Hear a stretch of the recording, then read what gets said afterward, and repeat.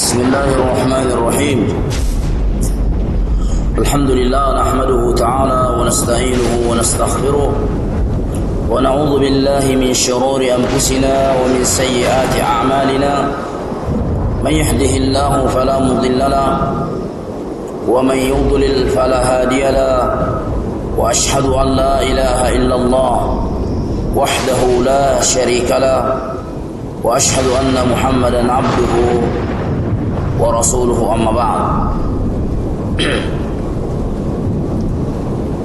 Ikhwani fi din rahimani wa rahimakumullah. Sebelum kita lanjutkan bacaan kita dari sittatu mawadhi' min as-sirah, saya ingin menyampaikan apa yang telah disampaikan oleh Syekh Abdul Hamid Al-Hajuri hafizahullah ta'ala yang terkait dengan fitnah beberapa tahun ini. Beliau telah mengeluarkan suatu nasihat, bahkan peringatan kepada ikhwah semua, khususnya yang ada di Malaysia, Indonesia, berkaitan dengan Abu Fairuz, dengan orang-orang yang bersama dengannya. Yang bersama dengannya itu ya kayak Siddiq dan yang semisal dengannya. Beliau mengatakan, saya nasihatkan kepada ikhwah salafiyin di Indonesia secara umum dan ikhwan di Malaysia untuk jangan terpengaruh dengan dakwah Abu Fairuz. Abu Fairuz menjauh dari ahlul ilmi, menjauh dari para ulama dan lancang melawan mereka. Nah, di antara bentuk kelancangan Abu Fairuz ini ketika disampaikan nasihat-nasihat kepadanya, dia malah menantang mubahalah. Ya, menantang untuk mubahalah, sumpah.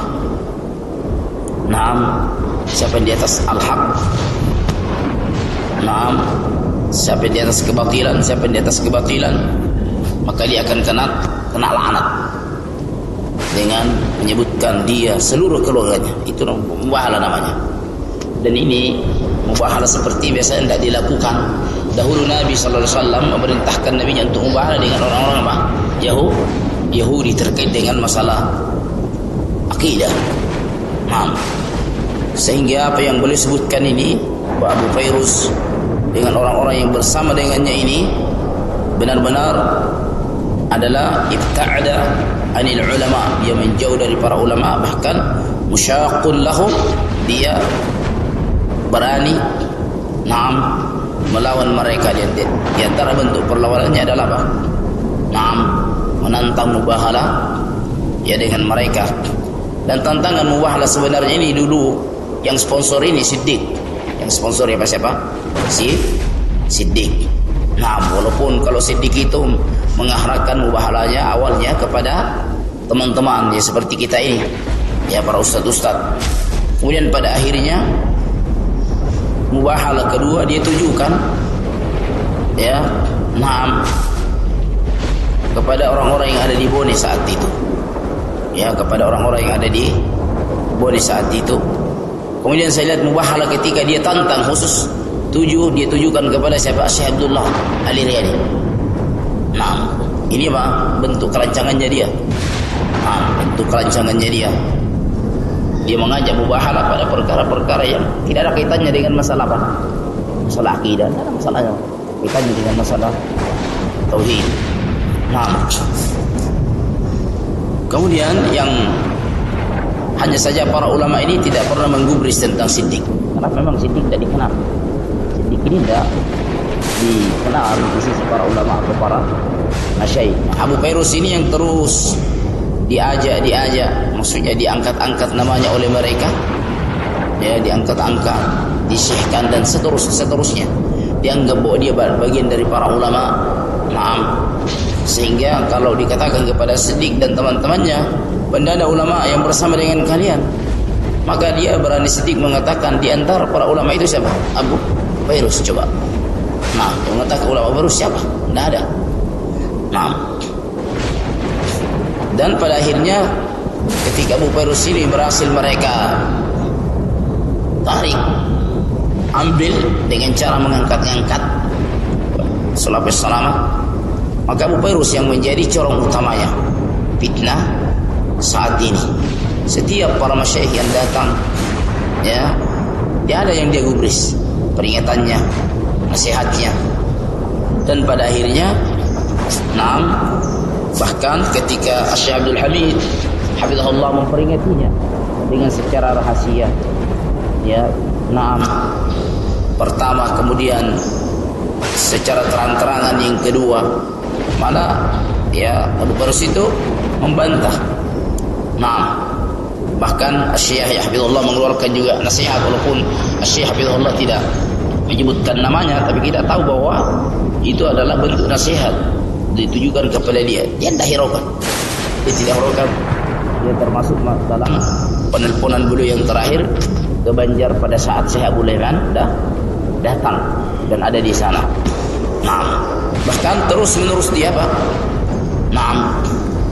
Bahkan Abu Fairuz saya lihat, ya, sebagaimana disebarkan oleh orang-orangnya mereka sendiri, dia mengatakan, dan saat ini saya tidaklah mau lagi mendengar apa fatwa-fatwanya Syekh, ya, coba.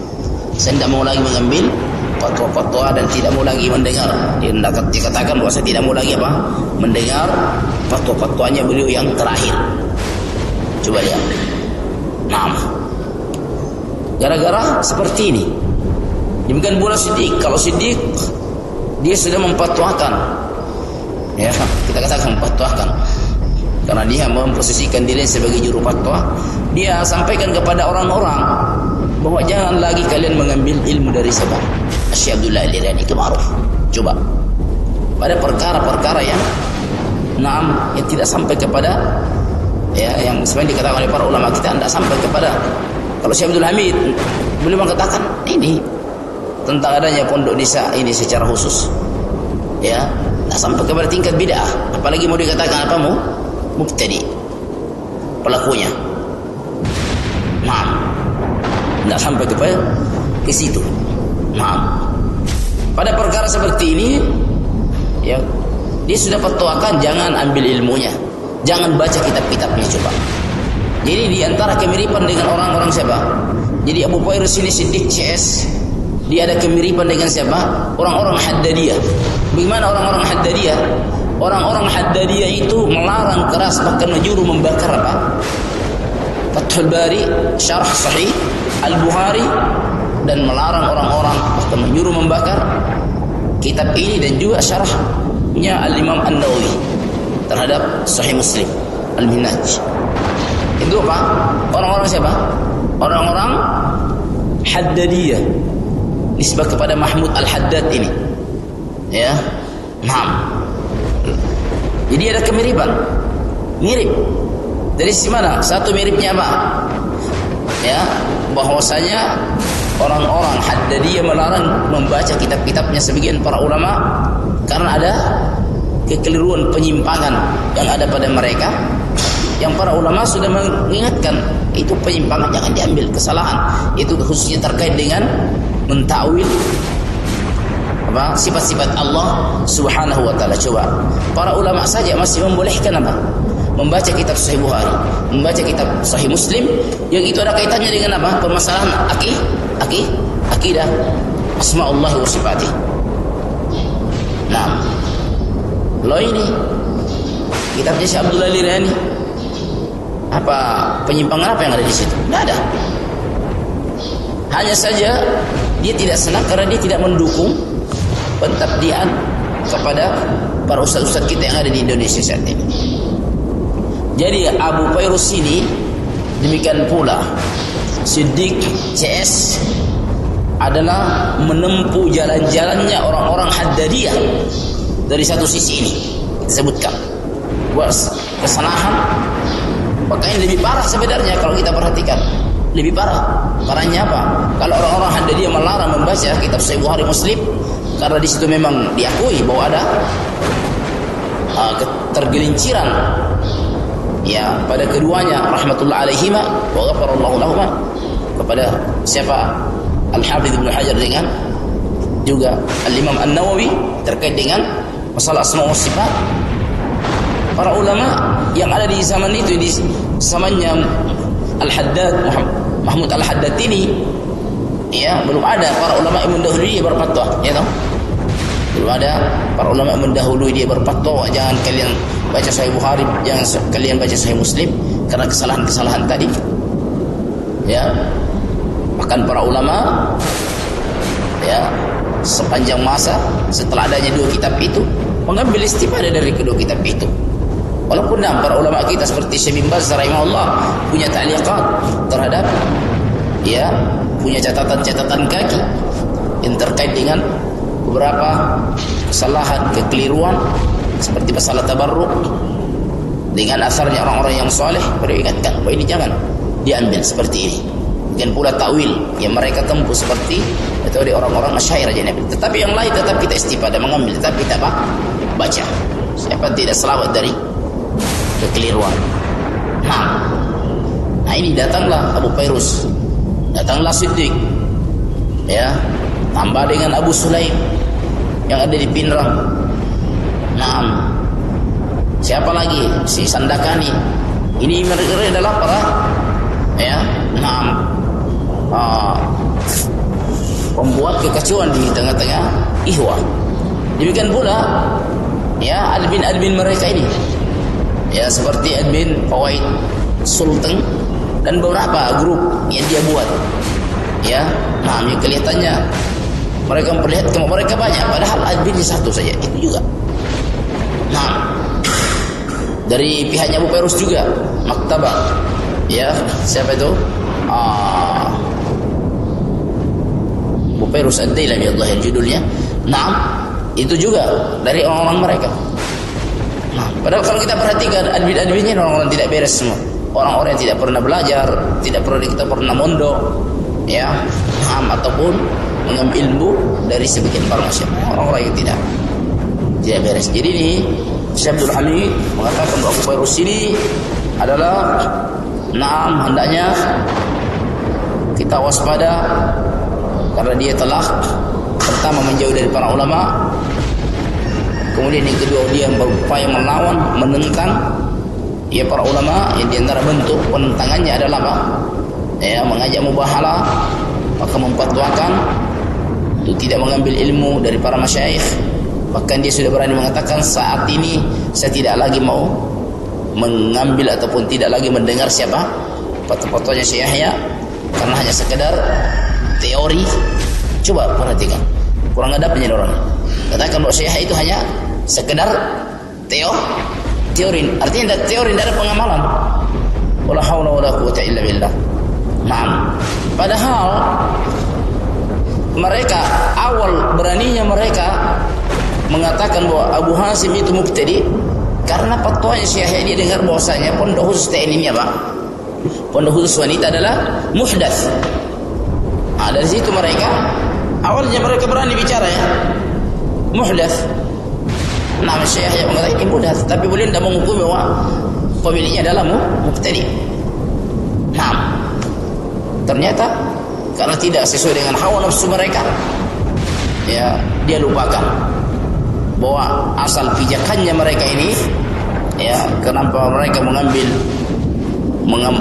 mereka mengatakan mubtadi pelakunya karena ada ucapan Syekh Yahya hafizahullah bahwa ini adalah muhdats. Para Syekh Abdul Hamid beliau tidak katakan, tidak sampai kepada tingkat bid'ah, ya, hanya ini menyelisihi, ya, kebanyakan ataupun para salaf dahulu. Ya, para salaf dahulu mereka tidak punya pondok-pondok wanita, hanya itu saja. Demikian pula, ya, Syekh menyebutkan juga, ya, kenapa Abu Fairuz harus diwaspadai. Demikian pula komplotannya karena dia memecah belah ikhwan. Wallahi memecah belah. Termasuk kita di sini. Mereka Abu Ubaid yang membangun masjid di atas, dia bangun masjid itu di atas itu yang hanya beberapa ratus meter ke atas. Karena dasar pijakannya kita ini membela Abu Hasim, membela yang punya TN. Ya, bahkan orang-orangnya memang sudah melancang itu, hatta anak-anak mereka itu ya, berani teriak-teriak hisbi-hisbi di jalan.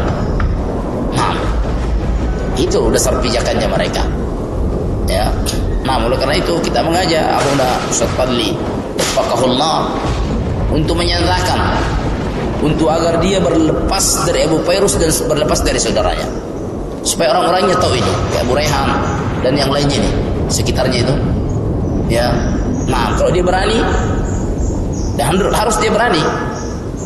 Ya, hendaknya dia mengajak orang-orang untuk ya memperbaiki nama baiknya Syekh Abdullah Al-Irian yang mereka telah rusak. Bayangkan itu, ada sebagian orang di sini, anak-anaknya di sana dulu ditarik. Ada tidak? Ada. Sebagian anak-anaknya mereka ini dulu di mana? Di Parepare, ditarik. Anak-anak yang dari Manado sana, berapa orang di sana dulu? Ditarik semua. Coba. Kemudian diajak ke sini, yang ngajari sini siapa? Orang-orang tidak beres kayak Abu Syakilah.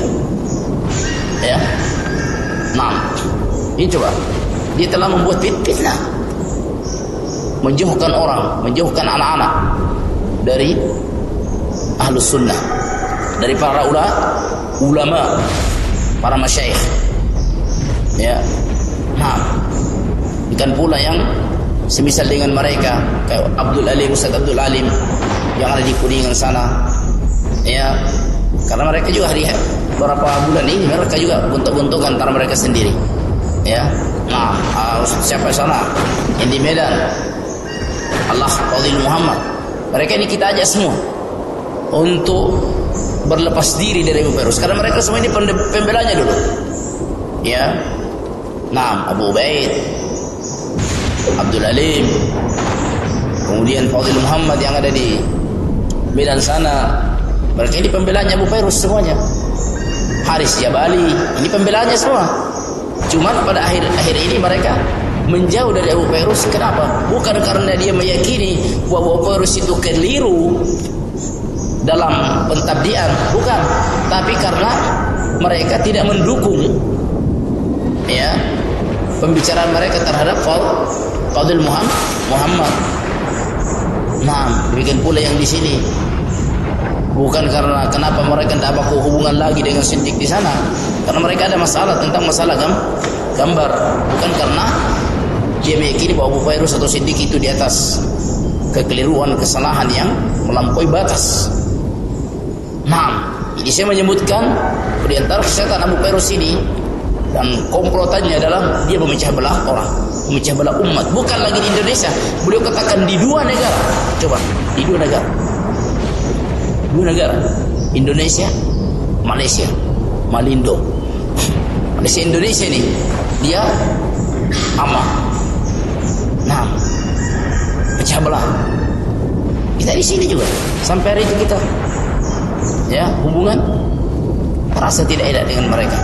Saya sudah nasihatkan kepada kita kemarin itu memberikan salam atau apa. Walaupun kita mau berupaya baik, tapi orang-orang itu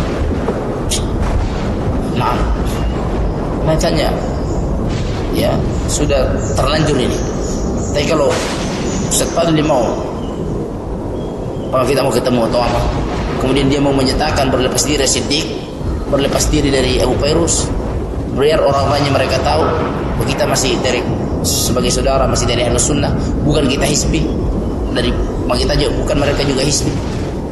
Insyaallah nyaman ketemu. Siapa yang tidak setuju dengan dia, itu urusannya. Tapi kalau beliau masih seperti itu, masih kayak seolah mau keluar pelan-pelan setelah merusak, seolah dia tidak melakukan sesuatu, gimana? Tidak mungkin ya. Ini nasihat, dan ini Syekh Abdul Hamid ini betul keras sampaikan ini ya. Betul, benar-benar keras penyampaiannya tentang Abu Fairuz. Ya, yang lain tidak disebut. Kenapa? Abu Fairuz ini orang yang dikenal, di banyak tulisan-tulisan. Ya, tulisan, bahkan sebagian dari mereka sudah panggil Syekh. Tapi pemanggilan seseorang terhadap Syekh bukan berarti bahwa terus dia lancang melampaui para masyayikh dan ulama, ya. Jangan karena sudah dipanggil Syekh terus apa? terus merasa bahwa dia sudah sederajat ataupun lebih tinggi dari mereka. Walaupun dia tidak mengatakan bahwa saya lebih tinggi dari mereka, tapi ucapanmu, perbuatanmu, tingkah lakumu menyelisihi mereka yang lebih tinggi keilmuannya dan lebih dahulu dalam dakwah. Nah, jadi kita mengajak mereka nih yang masih ini supaya mereka menyatakan bahwa dia berlepas diri, supaya orang-orang ini mengetahui, orang-orangnya, orang-orang di belakangnya, ya, tahu bahwasanya apa yang dilakukan Barus ini dia tidak berada di atas bimbingan para ulama. Ya, nah, ini muhim. Bahkan saya lihat ada lagi rekaman anunya ini, Syekh Abdul Hamid ini yang hafizahullah taala, beliau sampaikan, ya, semoga Allah memberikan, dan kita sampaikan ini untuk menyampaikan dari beliau, karena beliau, ya, mengatakan kami nasihatkan kepada Indonesia secara khusus, demikian pula yang ada di Malaysia, untuk mewaspadai orang ini.